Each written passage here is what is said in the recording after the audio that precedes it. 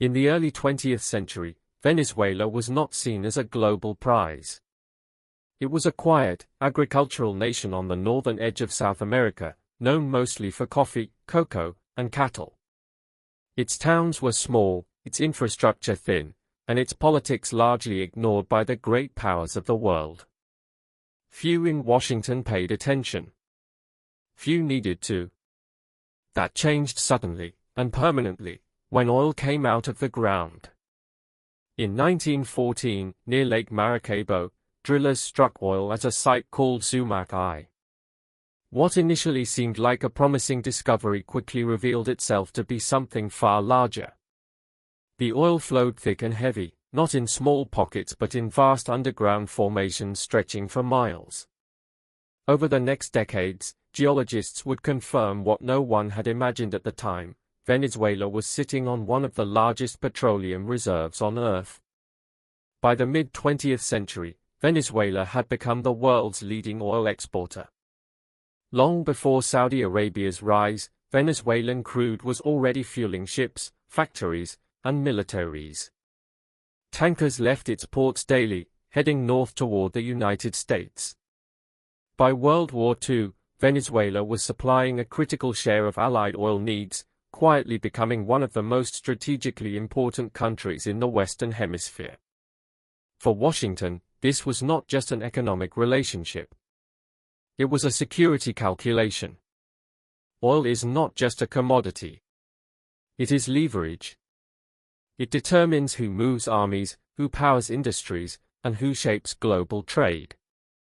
During the 20th century, American planners learned one lesson again and again: control or influence over energy supply often mattered more than control of territory.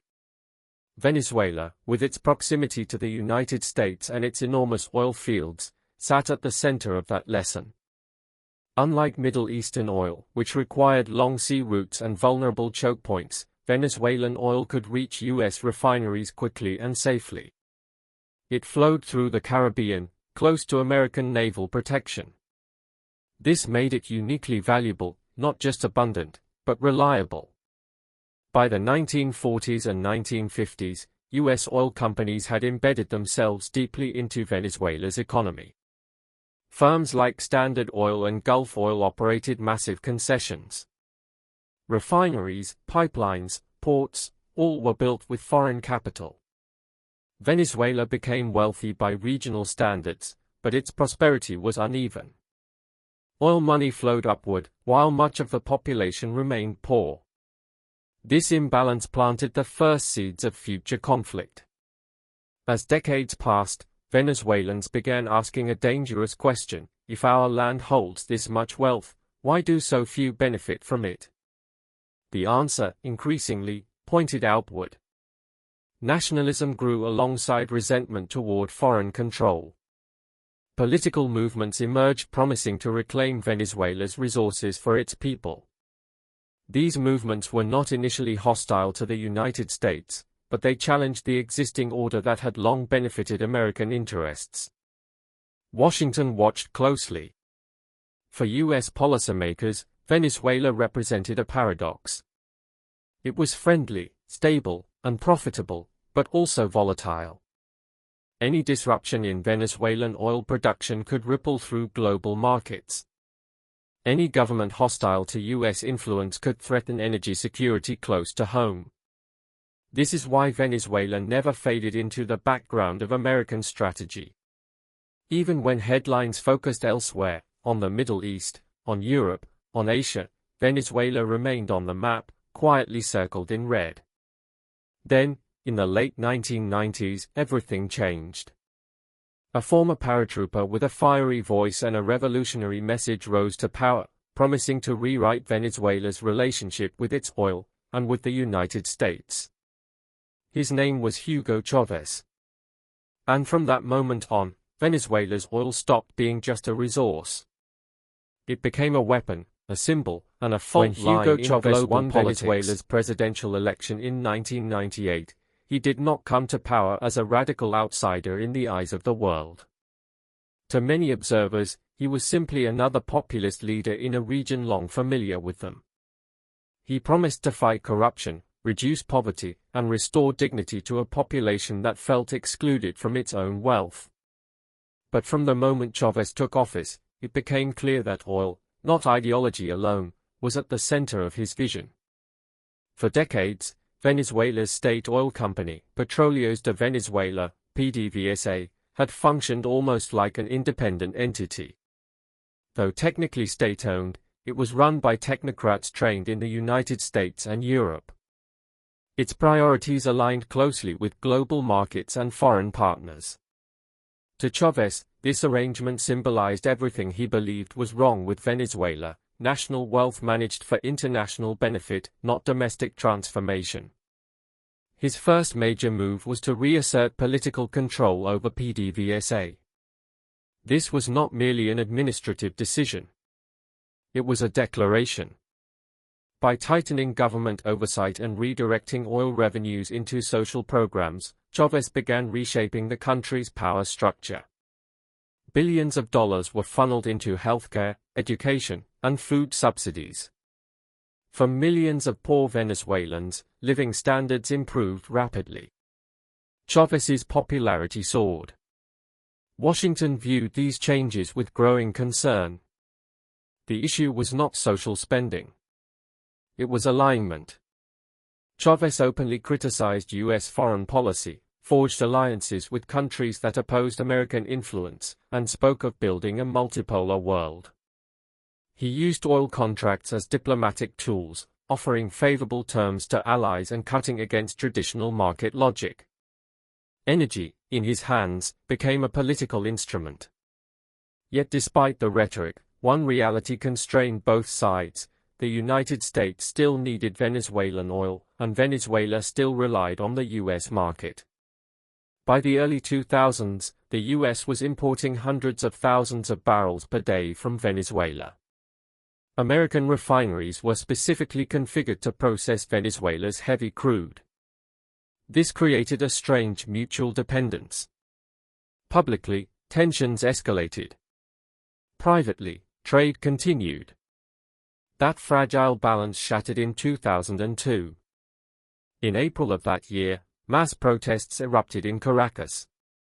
The military intervened. Chávez was briefly removed from power. Within days, he returned, backed by loyalists and public supporters. The episode sent shockwaves through the region, and raised immediate questions in Washington. Was the United States involved?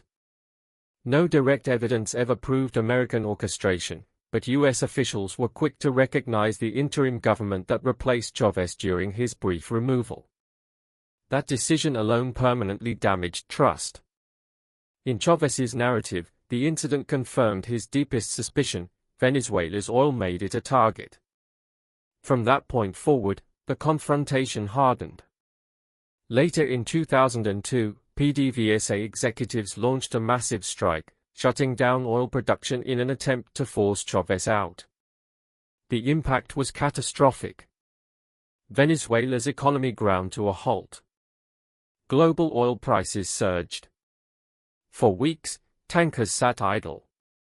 Chávez responded decisively. He fired thousands of PDVSA employees and replaced them with loyalists. Production eventually resumed, but the character of the oil industry had changed. Expertise was lost. Efficiency declined. Politics now fully governed oil. In Washington, alarm bells rang. This was no longer about market access alone. It was about reliability.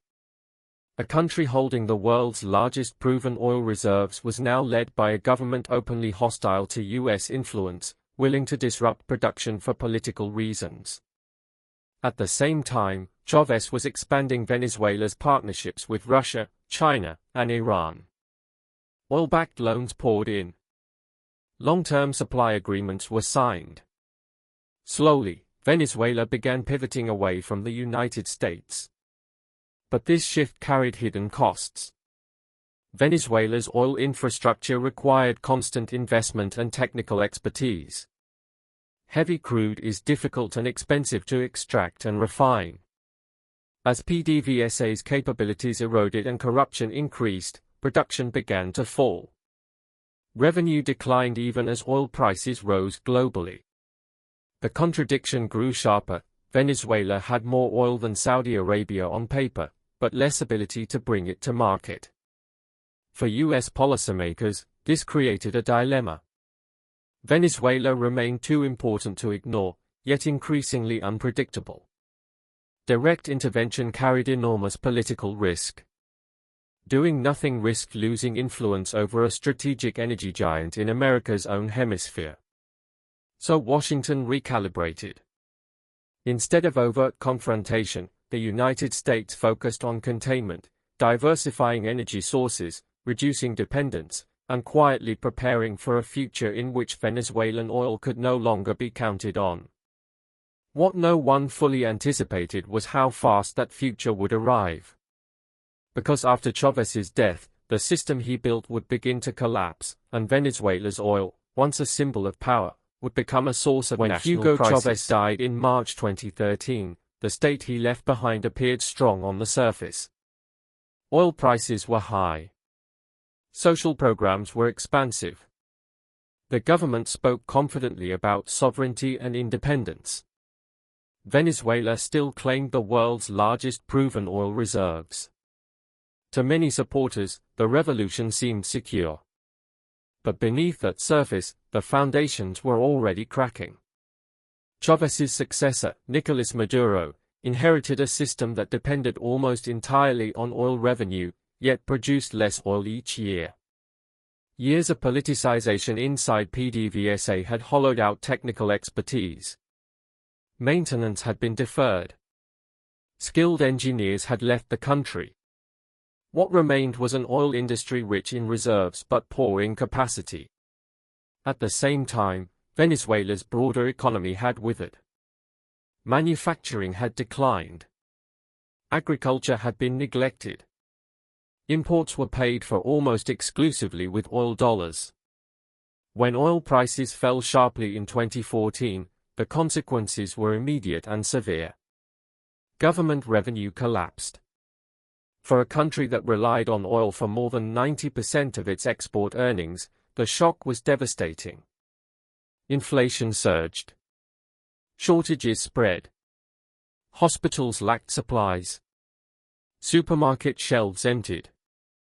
Millions of Venezuelans began to leave the country, triggering one of the largest migrations in modern Latin American history. From Washington's perspective, Venezuela was no longer just a difficult partner. It was becoming a destabilizing force. U.S. officials accused Maduro's government of authoritarianism, corruption, and human rights abuses.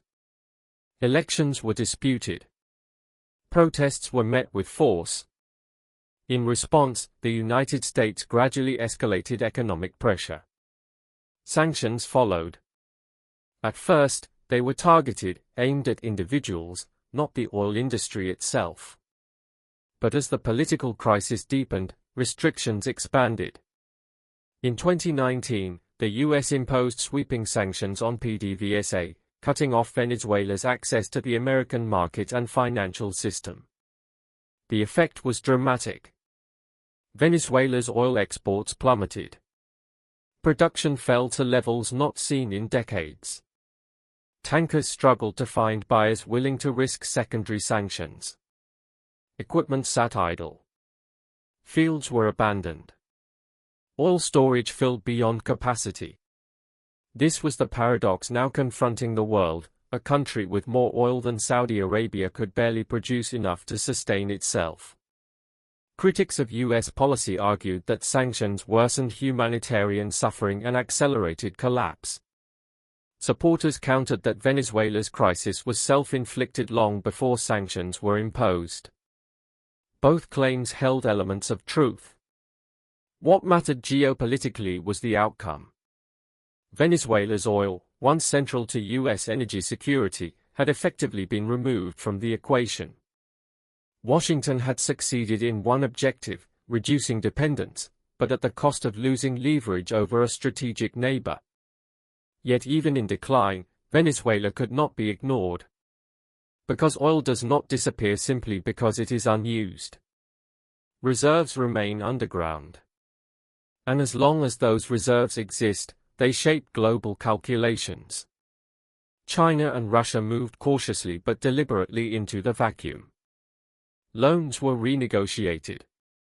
Assets were secured. Technical assistance was offered selectively. Neither country sought to fully replace U.S. involvement, but both ensured they would not be excluded. For the United States, this created a long-term concern. A failed or failing petrostate on its doorstep, aligned with geopolitical rivals, represented a risk that could not be solved by sanctions alone.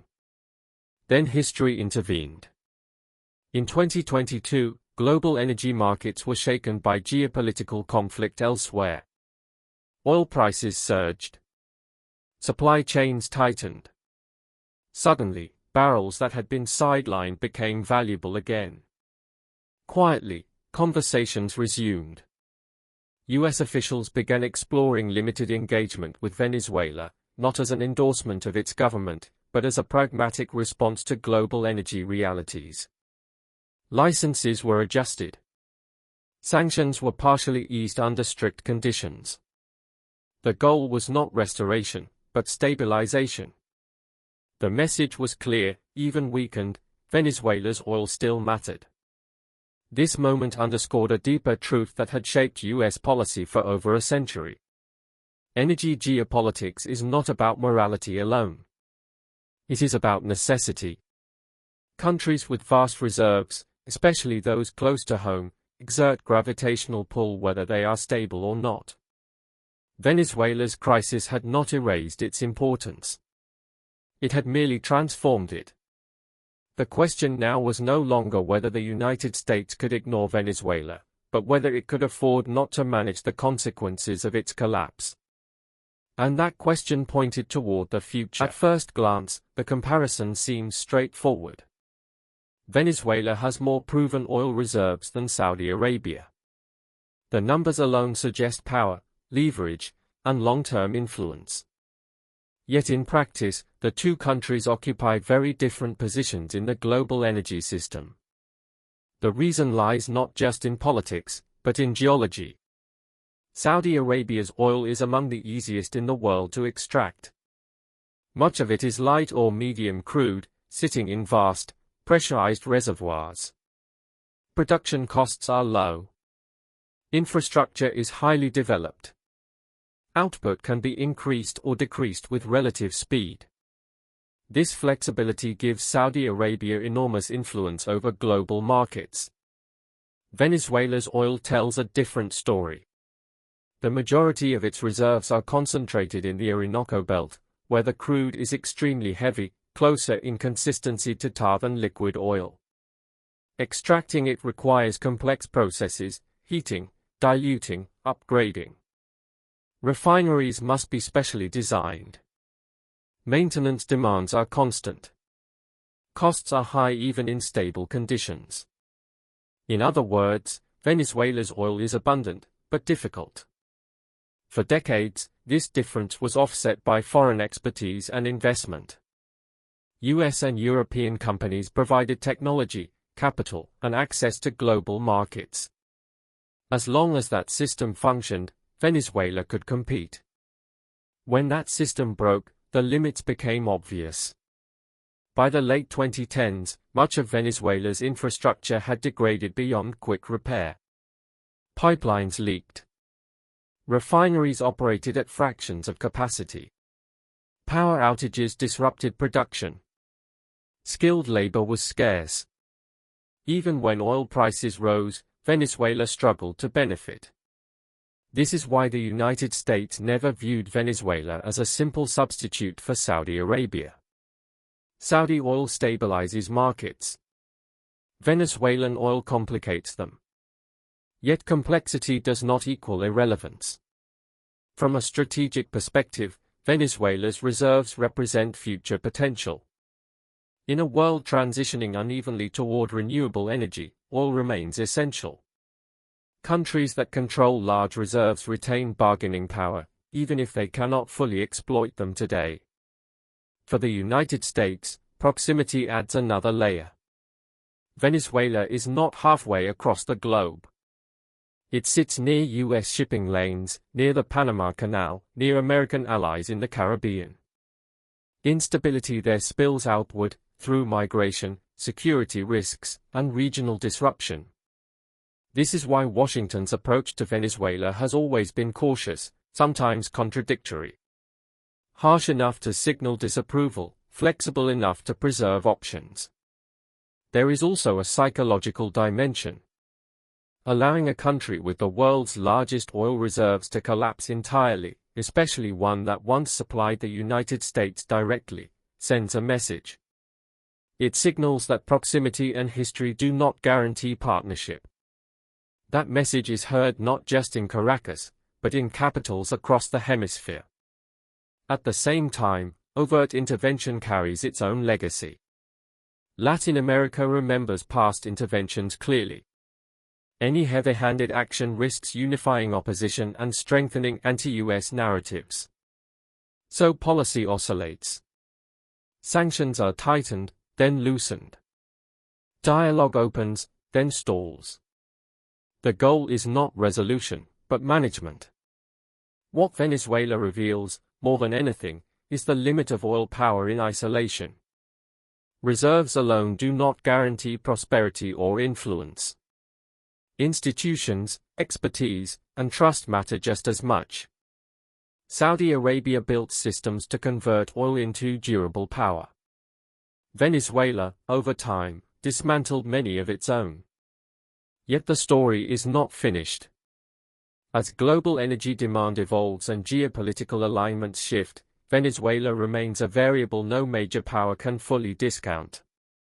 Its oil still lies underground, waiting for conditions that may one day allow its return.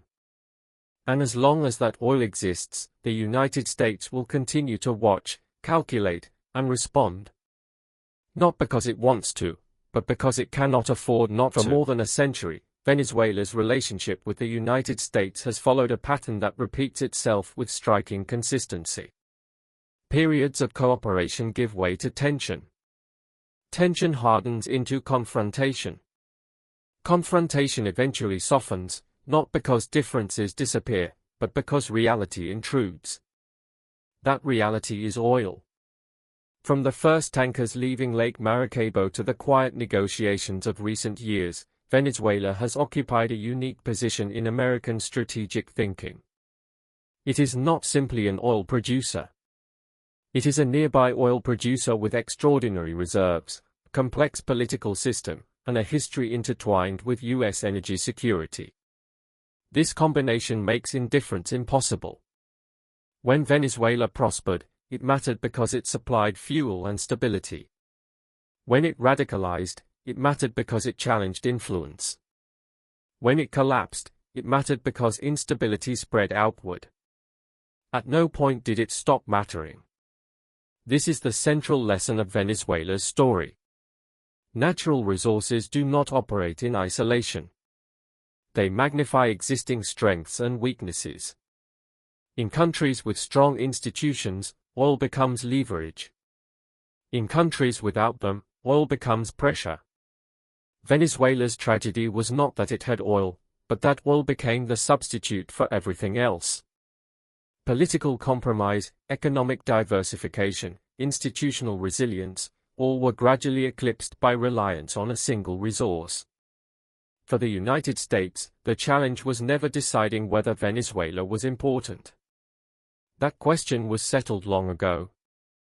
The challenge was deciding how to respond without repeating past mistakes. Intervene too forcefully, and risk backlash, instability, and long-term resentment. Disengage entirely, and risk losing influence to rivals while chaos unfolds nearby. So policy drifted into a narrow corridor between pressure and pragmatism. Sanctions were used to signal boundaries. Engagement was used to manage risk. Neither approach delivered a clean victory, because there was never a clean solution. What complicates the future further is the changing global energy landscape. Renewable energy is expanding, but unevenly. Oil demand is expected to decline slowly, not disappear. During that transition, large reserves retain strategic value, even if they are difficult to access. Venezuela's oil, especially heavy crude, may never again dominate markets the way it once did. But it will remain relevant in moments of disruption, shortage, or geopolitical shock. This ensures that Venezuela will continue to re-enter conversations in Washington at critical moments. Not as a partner of choice. Not as an adversary to be crushed. But as a reality to be managed. In this sense, Venezuela stands as a case study for the modern world.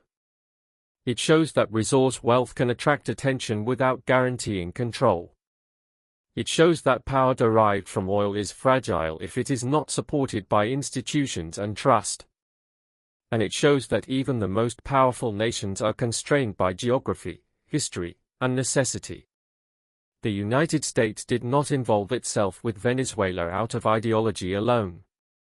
It did so because ignoring a country with the world's largest oil reserves, sitting just beyond its southern horizon, was never a viable option.